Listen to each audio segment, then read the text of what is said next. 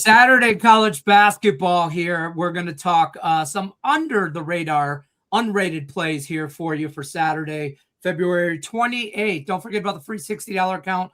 Link is in the description of the video.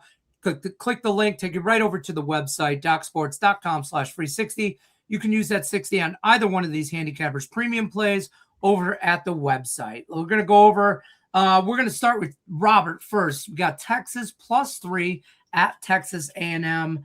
What do you got there? First game out of the pool. Yeah, I think this number, if you like Texas A&M, bet this early because I think this number is going to go up. I expect this one to be probably around 4.5 by tip-off. Both teams coming off blowout losses.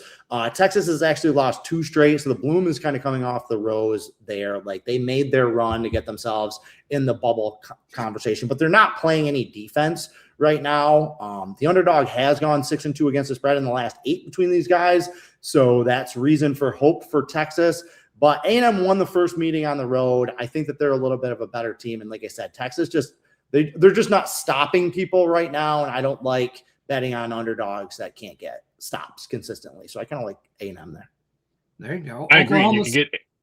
Okay. I agree. You can get 3 right now in this game. So I would definitely grab the 3, and it's redemption factor. Robert said it. They got crushed. Texas beat them 74-70 in Austin. And that game's a little bit redemption. And the only thing that scares me, I'm just not sold on A&M. They can't cover games as of late. They can't shoot free throws as of late. In their last 4 losses, their defense has allowed 88 points or more. That's the only thing that scares me. This is probably a pass game, but that's the A&M scares me. Fair enough. Oklahoma State +7 at Cincinnati, Raphael. Did we pick this game because we thought Craig was going to be on it? That's what I thought when I saw this one. Yep. But I want nothing to do with Oklahoma State. They're 1-5 against the spread. Here's another team that defense has sucked lately, giving up 80 points or more in all their losses. If you out-rebound them, you have an easy cakewalk. It's either Cincinnati or pass for me in this one. Look, this is a good game. These two teams, like it or not, are battling to try and get into the NCAA tournament, at least into that conversation. Even Cincinnati, they're only 15-13, but who's hotter than them? Like, okay, they ran into a tricky Texas Tech team, but they beat Kansas on the road. They won at Kansas State by 30. They beat a really good Central Florida team that just beat BYU earlier this week. They beat them by 20 at home. Cincinnati's been very good at home. And Oklahoma State, you're right, they're taking on water. This is a team that needs some wins to solidify their own tournament resume. SMU -3 at Stanford, Robert. I kind of like the home underdog here. I love SMU. Anybody that's watched Docs Daily consistently knows that, I've been on SMU as a sleeper team in the ACC. Love Whoopi Miller. Love the big 7-footer that they have in the middle.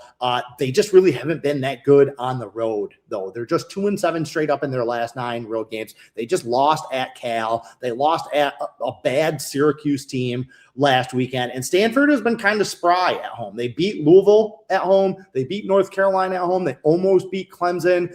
I'm kind of surprised to see SMU laying the points here. They are the better team, but I think Stanford might be able to trip them up and send SMU home 0-2 on their West Coast swing.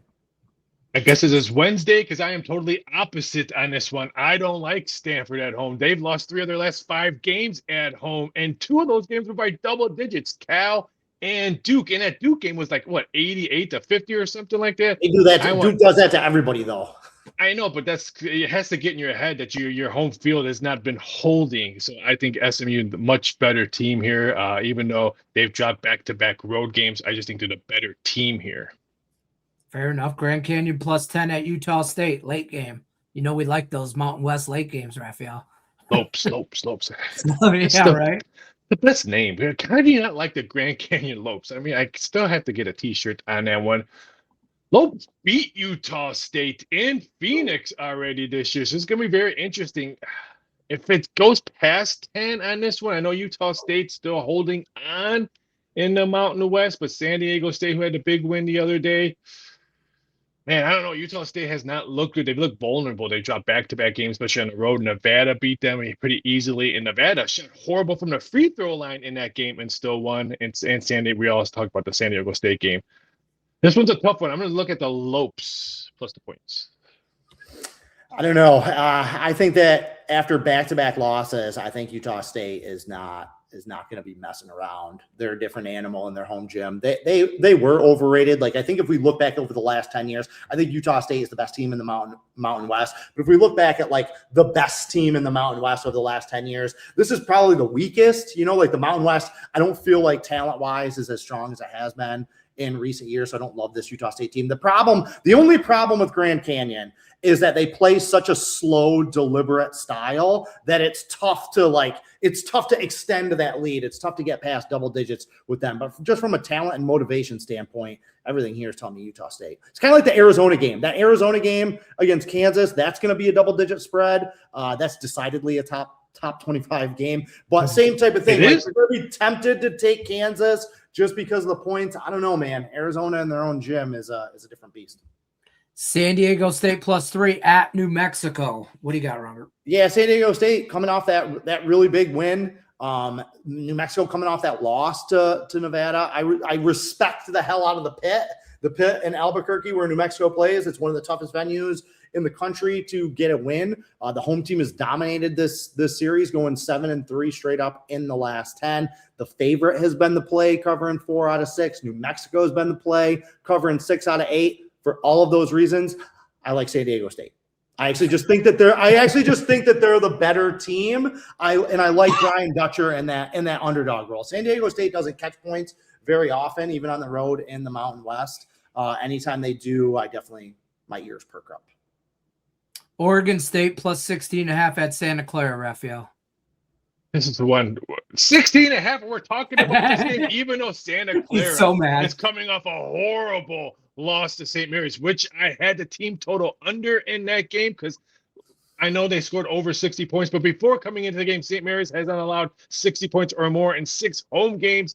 I know Santa Clara did erase that one, but Santa Clara, if they want to go dancing, because they're one of those bubble teams, they need to score and maybe have, we talk about this in football all the time, style points for the committee. Because don't forget, the Mountain West is only getting 2 teams probably in. So some of these smaller conferences could maybe sneak up and get a 3rd team. Santa Clara could be that 3rd team. This one could get ugly for the Beavers, and I don't like to say ugly Beavers. Listen, believe it or not, this is the 3rd place team and the 4th place team in the WCC. So if you want to see the disparity between the top of the WCC and the rest of the WCC, this is it. That's it kind of in spades. But yeah, how is Santa Clara gonna react? Like, they've had 2 chances to get that marquee win. Okay, they had a chance against Gonzaga at home. They lost. They had a chance against St. Mary's on the road. They lost. So, like, what is their headspace like going into this game? It's a final game of the season for them. They're already looking ahead to the WCC tournament. Do they have the juice to blow out the 4th place team in the WCC? I think it's an interesting line matchup and situation. Do you think they get in the tournament, Santa Clara? No. They need a big conference tournament run. They need to go to the championship game, I think. Even then, I don't think that they have enough juice. They just didn't get any good non-conference wins. Like beating Xavier in Nevada, that looked good at a time, but it's not. They lost to St. Louis by 1. If they had won that game against St. Louis, then you could say on Selection Sunday, hey, apples to apples, we beat them, because St. Louis might not win their conference tournament, and they might be kind of in that Miami of Ohio type situation. But you're not going to take Miami of Ohio and Santa Clara. The big power conferences aren't that down. But no, Santa Clara will be an NIT team. UC Santa Barbara +4 at UC Irvine. Again, really good game between 2 teams near the top of the Big West here. UC Irvine is tied with Hawaii right now to win the regular season title. UCSB is in 4th place, and they already beat them this year. UCSB has kind of had Irvine's number, and not a lot of teams in the Big West have. Irvine has been a wagon over the last 6 or 7 years. I like Aiden Mahaney, started at St. Mary's, was an all-conference player for the WCC, transferred to Connecticut, didn't work out, transferred back to the West Coast and back to small conference play. He's the best player on the floor in this game, so I kind of like taking the points with UCSB. This won't be one but I don't bet against UC Irvine on their home court. Like, this will be one that I will watch intently, but will be a no play for me. Good game. Toledo -1 at Ohio. Toledo beat Ohio at home. They scored 100 points in that game. It was 101-85. They haven't even come close to scoring 100 points. And I had to double click that because I thought, how many overtime games was this game? And there was no overtime games. The first half looked like a Celtic Charlotte Hornet game. It was 52-50 at halftime. So I'm looking for Ohio. They have won back-to-back games, but I just don't see any value on this one. I think Toledo has the right number. Are they going to end up as the road favorite? I can see this number closing at a pick'em, or maybe the Bobcats a small favorite. That's fair. Detroit +6.5 at Oakland. This is a barn burner waiting to happen, right? Well, hey, again, the Horizon is another one of those leagues like we talked about with the Sun Belt, where the difference between the second place team and the fifth place team is just one game. Like there's good depth in some of these conferences. Oakland is number 3 in the league right now, actually tied for second place. And Detroit is number 5, but they're tied for third place. Detroit, all they've done is cash tickets this year. This is a team that I had circled that I was on early and that I got away from to my own detriment. They're 17-9 against the spread this year. They've been one of the best mid-major cover teams in the country. However, kind of like Oakland here, this is a fun fact about Detroit. The team that has won the game has covered the spread in 11 straight Titans games, meaning all those games that they covered, they're 6-2 against the spread. Detroit Mercer is in their last 8 games. They won all those games outright as an underdog. So games that they have lost, they have not covered the spread. So it's not like they're getting in the back door against people. So because I think Oakland is going to win this game, I'm going to look for that trend to continue, and I would lay points. They're vulnerable at home right now, but Oakland, they're 7-4 at home. Yeah, again, they don't play defense. They try and outscore people, and Detroit is really good at slowing games down. So the points are enticing, and again, Detroit has been so good against the number that it's tough to bet against them. I mean, again, like Miami of Ohio, we talked about, they're 20-5 against the spread, but they're undefeated. They're 28-0. They're a good team. Detroit is 14-14, like decidedly mediocre team, but they've covered the spread almost 70% of their games this year. East Tennessee State -1 at Mercer. Last one for you, Raphael. Man, I really want to play Mercer at home if it's plus points, but ETU's his own this year. Like they won 5 straight. And here's another team. If they hit the 3-ball early, Mercer is going to be dead in the water because they don't. So I kind of I think the number is perfect. If I can get +3, then I'll have to do my research and maybe look at Mercer, but this is going to be a really, really good game. Just not sold, even though the Bears are 14-2 on home, 14-1, something I can't remember. I think it was 4, something like that. I know they won 14 games. That I do know. I think they have 1 or 2 losses. It's a tough place to beat Mercer Bears at home. East Tennessee State, by the way, won the regular season. They'll enter the SoCon as the tournament as the number 1 seed. But coming off a loss at home to Wofford, if they lose this game on the road at Mercer, having that negative momentum going into the tournament. However, that's one of those situations where if that's what we get, we kind of want Mercer to win this game to set us up for the tournament because East Tennessee will demolish whatever lower tier seed. Like they'll come in very motivated in the conference tournament. Fair enough. Don't forget, guys, use that free $60 account. Link is in the description of the video, docsports.com/free60. You can get on both these guys' premium plays for the weekend over on Saturday. We'll see you guys tomorrow. Doc's Daily's on at 11 a.m. Eastern.